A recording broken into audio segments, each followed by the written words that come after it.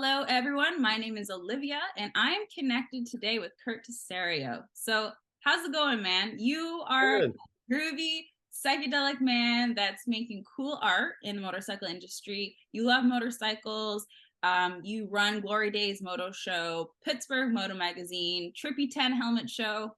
You're doing a lot of cool shit. So let's talk about it. How's it going? Good. We're in the planning time right now. Every time the winter rolls around, we got to get everything in place and make sure everything's lined up for the year and that the schedule's working the way we want. Yeah, well, the benefit of living on the East Coast is, and we were talking a bit about this before, is, winter, get that all done. This is the time for people in the moto industry to get shit going. It is, but we still like lag behind just because of winter. It just slows you down, and you think, oh, I have a few months to get prepared for something, and then you just drag your feet a little bit just because of the cold and the comfort of your home, and and the next thing you know, you're rushing again. So You're there's no way around it. Well, the winter blues kick into because it's like, oh, I don't want to go outside, but I don't want to do anything. So Yeah. I definitely get that. And so you're working on a lot of things right now. So I want to touch base on all of that. So you are a really cool artist, and your influence is very psychedelic, colorful, and you kind of bring that into your motorcycle art. So can you talk about some of your key influences and experience that have shaped your art? Yeah, I think they come from a couple different places. The style itself, I really like the 60s counterculture movement. I really like kind of the way that things flowed, not where they were kind of stepped back on the detail side of things a little bit and decided, okay, well, maybe I can make this line move into this and create sort of I guess, the representation of movement in art, Mhm. which I think works well with motorcycles. On the other end, I grew up doing vinyl printing, like motocross graphics. So I used to have a company that would do like graphics for race teams, motocross teams, stuff like that. And all the artwork had to be done in vector format. So if any designers out there know Adobe Illustrator and stuff like that, when you're working with vector files, they are really just sort of like point to point equations to where everything can be shrunk or blown up and it doesn't lose resolution. Those types of files are working in that. You almost have, it's like a perfection thing. Everything has to be perfect. So I think whenever I moved into this style that I'm using today, I took a lot of that with me, where I want every line to be smooth and at the right angle and kind of just flow the way that a lot of those old graphics did, but on, like, a different format, like a flat surface So with a different theme. so with that, you started in making graphics, but then what made you transition over to this psychedelic groovy art with motorcycles? Or were you always doing that before? Yeah, I always did paintings. I did a lot of acrylic and oil paintings growing up, and it was always just in the background of everything I did. I think what happened was, at some point, I got interest from some local galleries that had seen that I did some design work or some of the branding and packaging work I did, and they asked if my wife Alexa, who shoots everything for our Pittsburgh Moto Magazine, if we wanted to do a joint show together where we showcased her photography work in the motorcycle industry, and then I did some motorcycle art. And I think that's kind of what set it off, is I had this opportunity to do something new. So I came up with a style that just sort of pulled everything that I knew together and allowed me to just create like a series of like 10 pieces. And Okay. then from there, it just, every year we ended up doing that. And it just sort of became like, I guess, something else I did, from the business side, which was nice for me to get back into art in that way. And especially in, an industry that I like with motorcycles. So it stayed true to the theme that I was using, ongoing. It seems like I've never left the motorcycle industry. So even when it came to art, it still just kind of sucked me in. And that's where we are today. I've done like stuff for Fuel Cleveland. We'll go there and set up, and different shows that we'll just put the artwork out and people can come by and talk to me and buy prints, stuff Okay. like that. So you are heavily influenced by motorcycles with your art, obviously. So how did you get started with motorcycles? You have this true love for Yeah. it. So where did this all begin? Old boring story. I grew up riding. Okay.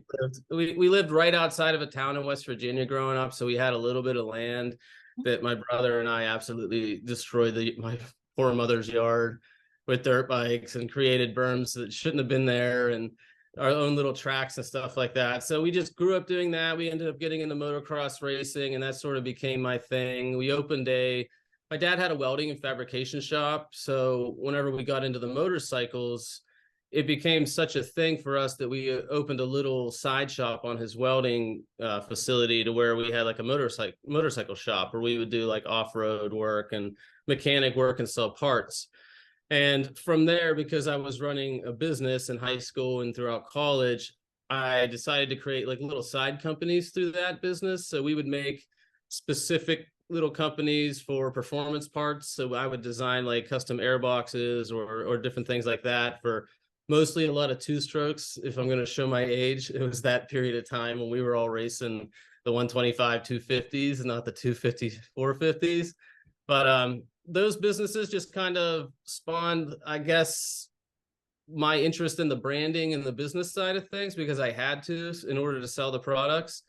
And because it was just me doing everything, I had to learn how to build websites. I had to learn how to do branding and design, all the stuff that comes along with, marketing and that approach as well. And then it just sort of took off from there. I just kind of kept that, digging into that rut as hard as I could, until we're here, here we are today with a whole group of new projects that came from just my time working in a motorcycle shop.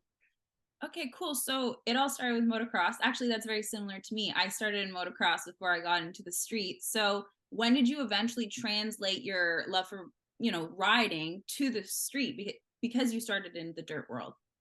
Again, I think everybody has this story. When I got too old to race motocross, I don't know.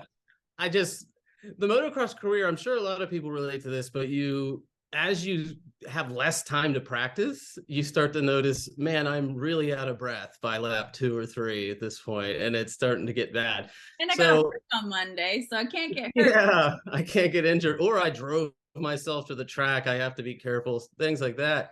Mhm. So I guess it was just a natural progression, like through college. And then I'm like, oh, I have to make a living, a real living now. And I have to kind of, pump things up on the work side here. So, not wanting to leave motorcycles behind, I sort of pulled it in with everything else I was doing. Now, my wife and I started a creative company after that period where I got out of college, and she did the photography and I did the branding design work for companies and stuff. So that kind of helped get us off the ground while we were still kind of doing the small motorcycle projects on the side. And then eventually, when a lot of our businesses and our like the stuff involved, like the magazine and the show and everything that we're doing, sort of took off, then we were able to step back and say, hey, let's take less and less clients and focus more on all of our own projects. Okay, I love that. So the whole transition started in motocross. You went to college, you were learning all of this marketing, design work, you started up your agency. So then take us to how you started getting involved with the Moto Magazine, Pittsburgh Moto Magazine, and then the Glory Daze Moto Show, because you said you wanted to take that on as a full business. So how did that transition into then also your art, bringing in that psychedelic feel to everything that you've created to this point? I think we'll start with the art. I guess, again, it sort of was just the background. It was always there. I always tried to pull in that fun theme to everything I did. I guess that was just how I worked. I didn't really have, it was hard to do, just to take a whole different style from me and apply it to something. So everything we did kind of had the same look or theme to it, which made it nice for me with clients because they knew more of what they were getting. With the magazine kind of started everything for us. I was working for a couple other publications as well, just on the side. And as they were wrapping up, I really wanted to do something for Pittsburgh to sort of bring the community together and give it like a showcase. Because I think a lot of people around here, there's so many motorcycles in Pennsylvania, Ohio, West Virginia, like where we're located. But I didn't see the stuff that I would see when I went out west or down south or certain areas of the country where it was more of a cohesive community. So I thought, hey, let's take what I know in publishing, bring it over into like a local publication to where we're in charge of it. It's just her shooting the photos, me doing the interviews and editing. And then we would just kind of bring it back and put it together on our own schedule. We started as a quarterly publication, but now we're down to just biannual, but we added more pages. We're just trying to work through all the, the waves of the publishing world and the cost involved with it. But we were able to keep overhead very low by doing small batch prints and having enough subscribers to kind of push it forward and keep it running. I think we started that in 2017 and we're still rolling. We'll probably change formats here after this year, just because it's getting hard on us to do this entire thing by ourselves. But for now, we're just going to keep it going.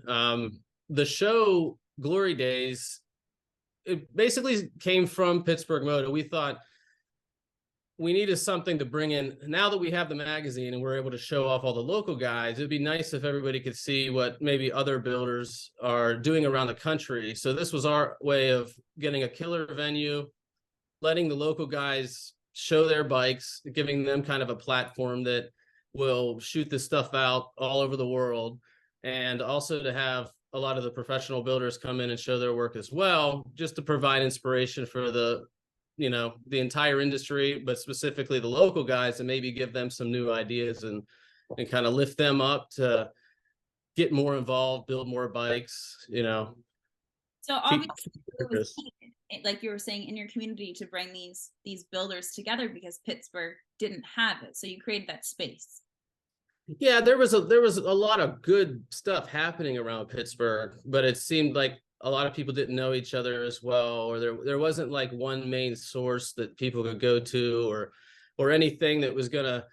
I guess with the magazine, our idea was, let's put the magazine out, but then with my experience with website and marketing and SEO and all that boring stuff that comes with it, was just to take what we did with the magazine and eventually slowly put it on our website and then plug it with SEO and do all the neat stuff to where it just starts spreading throughout the internet. So if somebody Google searches, shovel head chopper, there's a chance that the one that they'll see is from Pittsburgh, and then maybe they'll contact the builder or whoever did some of the parts, and then that was our way to sort of help that, is to get Pittsburgh, I don't know, I guess just a window into our city, to where, and not even just the city, but the whole area, because we say greater Pittsburgh, because it's a little hard to ride in Pittsburgh. Most of it happens around the rural areas surrounding it. Okay, cool. I think being a motorcycle rider, I would definitely appreciate that. Just having all these like-minded people come together, show off your bikes, and a good time. So, as you know, collaboration is super important in any sort of business and to grow things. So let's talk about your collaboration with Bell Helmets. Yeah, the Trippy 10. When we first started Glory Daze, Bell was actually the first sponsor to come on, which was great for us, because it was like, all right, we got a brand that I've heard about my entire life. I've been wearing their helmets. And then we came up with the idea to create, they were like, why don't we do a helmet show? And I was like, well, let's just do 10. We'll pull in the psychedelic theme that we use for Glory Daze and create sort of just a show within a show, where 10 industry painters got a helmet that they were able to paint however they wanted. And then afterwards, they got the helmet sent back to them. So they were able to do whatever they wanted with it. So they could either paint a helmet they wanted for themselves, they could auction it off for charity, they could just keep it if they wanted. I really wanted something as an artist to give back to the painters in the industry that I looked up to, because growing up, it was always such a neat thing to see, like, Jeremy McGrath's custom helmet or Pastrana's helmet that they painted. And it was something that I studied growing up, because that was, again, part of my interest. And I think, just like I was saying about lifting up the local community, I think giving these motorsports painters, the guys who, whether it's cars, motorcycles, whatever, sort of a platform to showcase themselves as well, and maybe get some new clients out of it, and have like a show that they get a little bit more attention for, I guess. We do like a professional shoot afterwards. Again, we put everything online and kind of pump up the artist and give them just a chance to shine. So how do you choose these? Like, do you collaborate with Bell in choosing the artists? Do you choose them? Do you work with them? Does Bell choose them? I choose everybody, but I've worked with Bell. A lot of the artists that we chosen in the past have been people that they've worked with, maybe on like a special limited run where they'll contact an artist to design a particular helmet that they'll put into production. So like Scratch, for instance, who has come to our show numerous years and painted during the show. He was somebody that, for example, that Bell's obviously used throughout their history. And he was part of, I think, the 2022 show. Okay. So, yeah.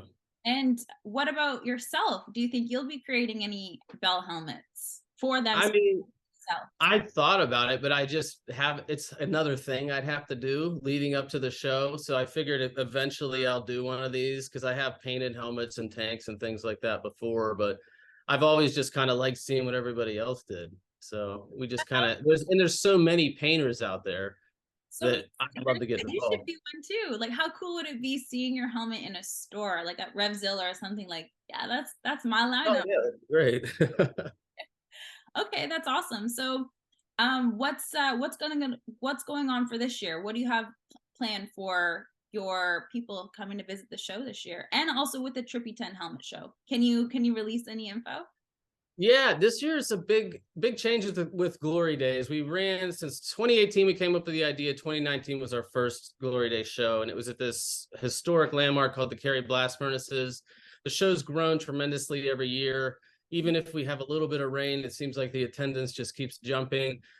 So we had an opportunity open to us this winter, like after the show, with one of our main sponsors, Iron City Beer. Their parent company, Pittsburgh Brewing, opened up this enormous new facility. It's another historic building. It used to be where PPG Glassworks was, so it's actually older than our old location, but it's about 3 times the size that we were working with before. So we're going to end up moving the show there. It's still in the Pittsburgh area. It's about 20 minutes north of the city. But because the location is so large, it opens up so many more opportunities for us. We can take basically everything we were doing at Cary Furnaces, move it to the new facility, and now we also get to add on as far with entertainment. We can expand the show, add more bikes. There's like a VIP lounge. We can open up an enormous swap meet area, which is kind of cool. And that's something I've always wanted to bring to Pittsburgh, like just more swap, like more of a dedicated swap section instead of just mixing in vendors. So it's going to be exciting to plan everything this year. I'm going to make an announcement on our social media page with some images and maps showing kind of what we have planned. But right now we're still in the planning stages. We're getting everything in place, but as it starts to come together more, we'll be making announcements and keeping everybody up to date. Well, that's exciting. Changes for the growth of this show. That's awesome. So that's some new changes. And then what about in your art? How do you see any changes on going in a different direction, or do you want to still stay with this trend of, groovy psychedelic art? Yeah, I think I've always wanted to just do regular art as well that wasn't motorcycle themed, but it's bittersweet in a way because now that it's sort of taken off, there's a lot of opportunities that come with the art. Like I recently did Dice 102. I did the cover for Dice magazine. I have a private coffee coming out that's based around my artwork, a motorcycle psychedelic themed artwork. So all this stuff's happening, but I still think that if I can free up a little bit of time, I'd love to venture out and do more like general art, similar theme with the psychedelic themes, but there's only so many motorcycles you can, do and different angles. And it's hard to think that on such a flat style that I do, it's really hard to how many more ideas can I come up with? I don't want to just get real repetitive with it. So I think that'll be my challenge moving forward, is coming up with different ways to present interesting motorcycle art. So with that, who are some of your influences?